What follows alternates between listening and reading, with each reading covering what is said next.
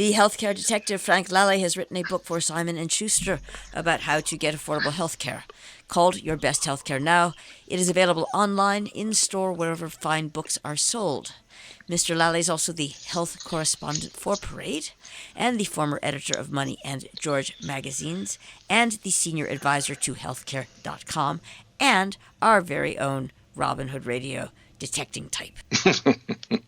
I'm the healthcare detective. That's my official title. Hey, by the way, it's trademarked. It starts out that way, by the way. Just so you know, the intro starts out, the healthcare detective, Frank Lalli. Right. I'm just being possessive here. Anyway.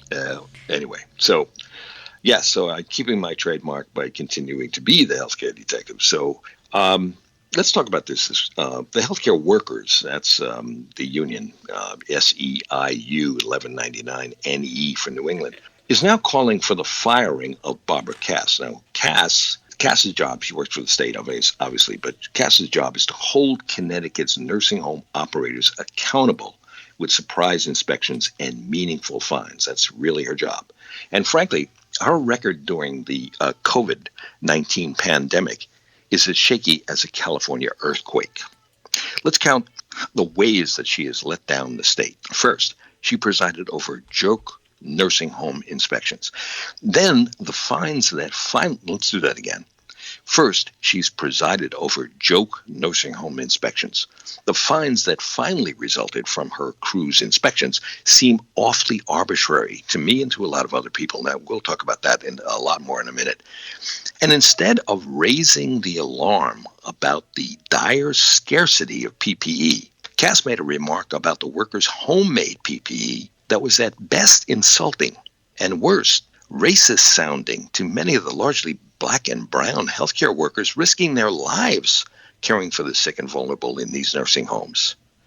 So let's start with the inspections. As COVID-19 was killing 1 out of 10 senior living residents this spring, Cass's nursing home inspections actually broke down.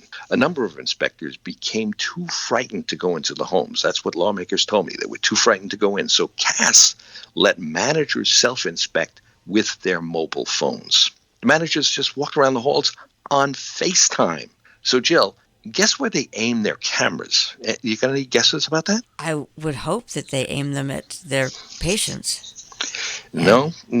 I think they did in some cases, but they're trying to put as best a light on this as they could. So the manager showed the workers with proper PPE for the large part. Okay, they didn't show the many wearing bandanas as masks or soiled gowns for days out of desperation because the homes didn't have enough PPE, or they were locking it up and rationing it, which of course saves the nursing homes money.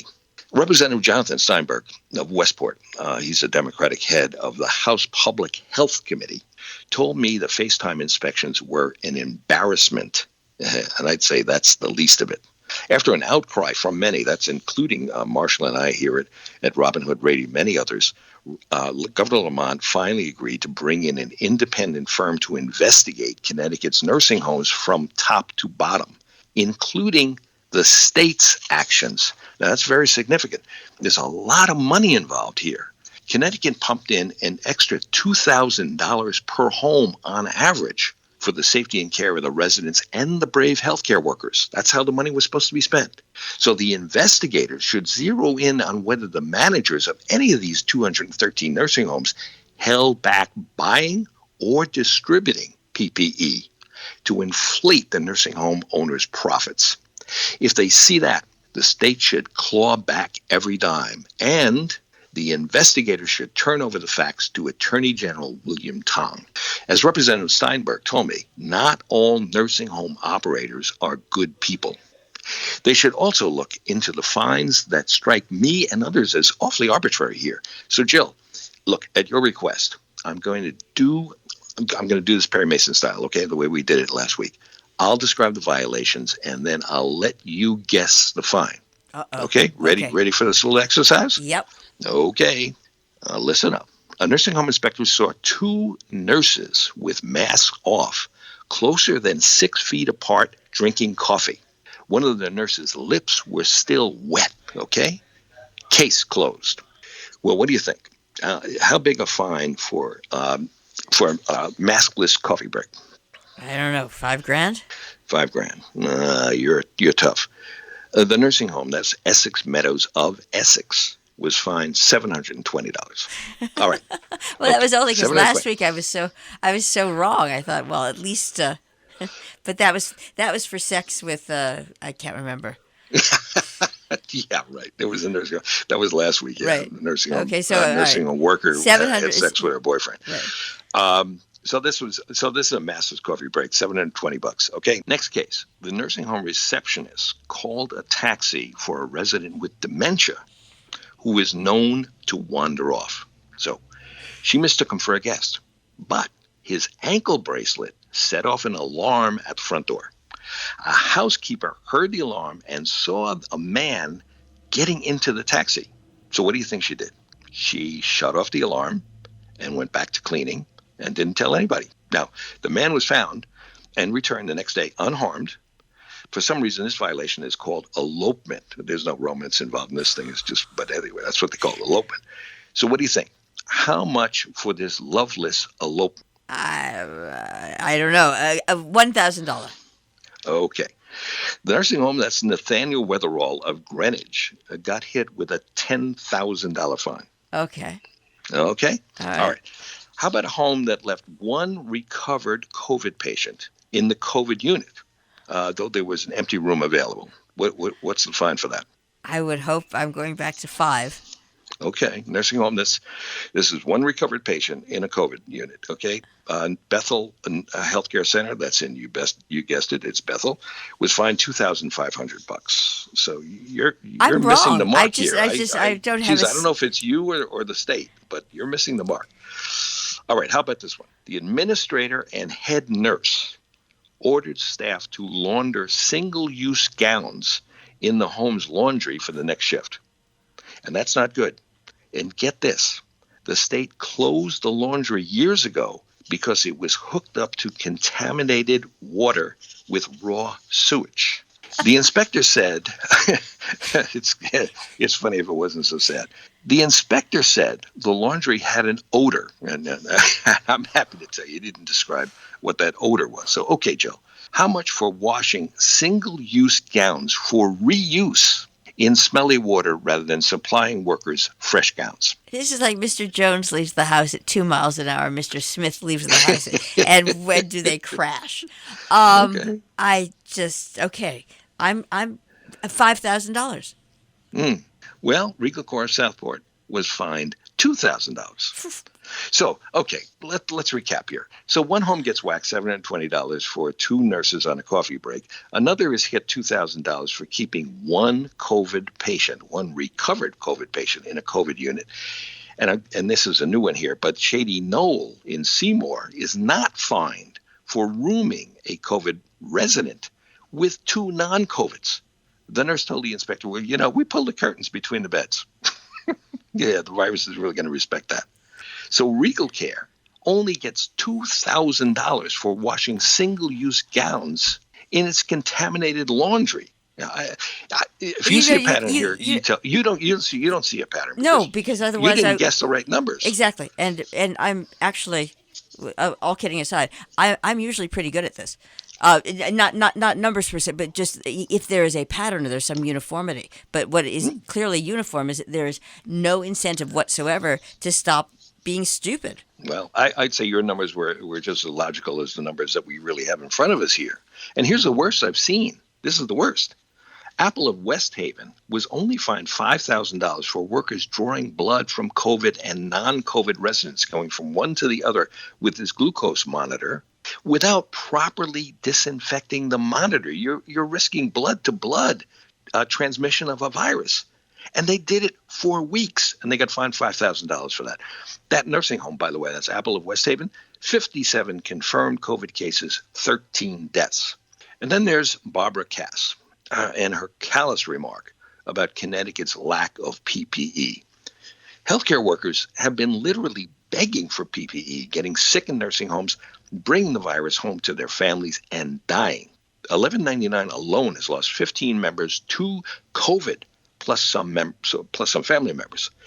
So what did Cass say? when she learned that workers, desperate to protect themselves, were wearing trash bags as gowns. She said she heard the workers preferred trash bags over proper gowns. 1199 President Rob Burrell rightly said, "Our workers aren't trash." And he also called Cass's remark the most racist thing he'd ever heard. I asked the Department of Health repeatedly this week for comment on the arbitrary fines and any comment they had for the union's call for Cass to be fired. And unfortunately, I got no response on those requests. The department spokesman, Av Harris, he's a nice guy. He tried to help me nail down the fines for COVID violations in these nursing homes. So last Friday, Harris told me that 10 nursing homes had been fined over $40,000. But the link he sent to department records, the official records, showed only 5 nursing homes fined $2,240. And those records didn't list Apple's $5,000 fine. So all I can say for sure is that COVID has killed over 3,000 senior living residents in this state, and the nursing homes have been fined less than $30,000. You do the math, that's $10 a life. $10. So, Jill, what do you make all this? I mean, really, what do you make? Kind of in a way, what do you make of this mess? It's just what happens when you have too much money sloshing around and you don't care. I'm sorry. Yeah. It's miserable, but it's miserable, and It is miserable. There is no, sadly, and this is the really frustrating part. There is no incentive once you get into people's pockets to not continue this behavior. I mean, the other shortcoming of these fines. Now there are statutory limits, I'm told, so I didn't see anything above $10,000, and that usually is when a resident is hurt. There was another case where somebody was known to raise his bed really high. Okay. So when no one was looking, and then he fell out of bed and broke his legs, and that was a $10,000 fine. There was another one where someone fell out of bed and needed 7 stitches on their head. That was a $10,000 fine. So that's where the big fines are. But you wash single-use gowns in smelly water? In contaminated water. Again, the whole thing is contaminated it's water. asinine. You get hit with a $5,000 fine. I don't. Or how about the blood transmission? And I just for $5,000 for risking spreading that virus blood to blood, and they did it, and they did it for weeks. They didn't have the right disinfectant for weeks, and they only get hit with a $5,000 fine. I don't get it. I don't think Cass is doing a good job. Lawmakers tell me that when this report comes in, we will see that the Department of Health really let the state down. The governor did fire the head of public health department and hasn't replaced that person, by the way. But then it's Cass's job, especially without good leadership at the top. It's Cass's job with these surprise inspections and her fine and the fines that she can recommend to the governor to sign off on. It's her job to keep these nursing homes accountable. And I'm talking about the nursing home owners. So when the fines come down, and they're awfully arbitrary, they go into the general fund. So that just takes money away from the healthcare workers. It means lousy lunches for the residents for a couple of weeks to take care of the fines that they have to pay. I'm told you don't get it. These fines, even a small fine like $1,000, can hurt these nursing homes. They're really underfunded. My answer to that is you don't get it. Half of the nursing homes in Connecticut are owned by corporations. They're big deal operations, and in some cases, equity funds worth billions of dollars. That's half the homes in this state. So slapping them with a $5,000 fine or a $10,000 fine out of the general fund, is that really going to change behavior? If there are statutory problems here, let's address them. You got a special session coming up. Let's address this.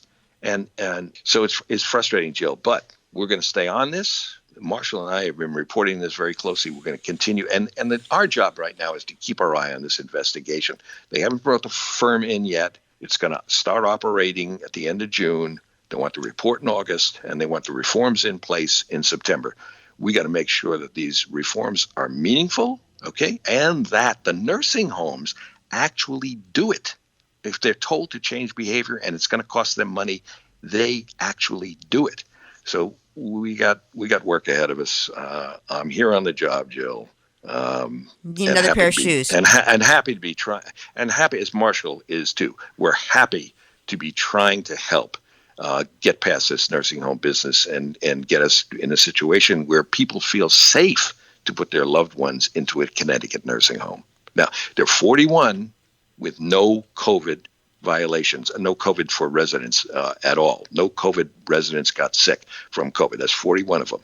41 out of the 213. But boy, it should be the other way around. There should be 14 exceptions that for COVID, and all the rest should be in good shape. So we're going to stay on this and do everything we can to make that reality. Thank you, Frank, the healthcare detective and senior advisor to healthcare.com. Send your questions or concerns about finding affordable healthcare to healthcaredetective@robinhoodradio.com. Frank will try to address as many of your questions as he can on future broadcasts. Also, if you have nursing home info or want him for other things, Frank, once again, just please give that email. Yeah, my personal email, I really want to hear from. I've heard from some. I'd like to hear from more. Tell me you can be for these, higher fines or find a pattern here that we don't see. Whatever your opinion is, we want to hear it. It's my name, Frank Lalli, Lalli, Frank Lalli 1 @me.com. And you can always go to Robin Hood Radio on demand to listen to any of these broadcasts that we've done over the last 2 or 3 months to get a real picture of what's going on in Connecticut nursing homes up to now. Also, look for his book, Your Best Healthcare Now, available online, in store, and on my desk.